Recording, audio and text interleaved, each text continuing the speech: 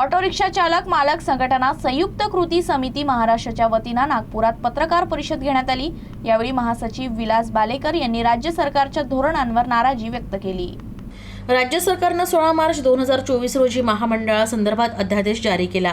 असं असलं तरी त्यातील अटींमुळे अनेक ऑटो रिक्षा चालकांना योजनांचा लाभ मिळत नसल्याचा आरोप त्यांनी केला।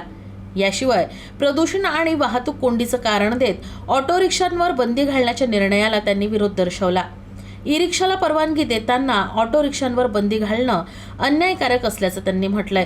दरम्यान शासनानं हा निर्णय मागे न घेतल्यास राज्यव्यापी आंदोलन छेडण्याचा इशारा ऑटो रिक्षा चालक मालक संघटना संयुक्त कृती समितीच्या वतीनं देण्यात आला।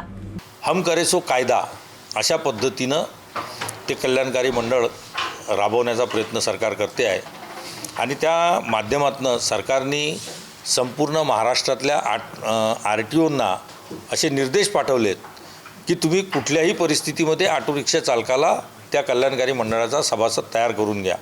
जर तो कल्याणकारी मंडळाचा सभासद जोपर्यंत होत नाही तोपर्यंत त्याचे RTOचे कुठलेही कामं असतील तर ती होऊ द्यायची नाही, अशा पद्धतीचं तुगलकी फरमान या सरकारने काढलेला आहे, ज्याचा आम्ही निषेध करतो आहोत।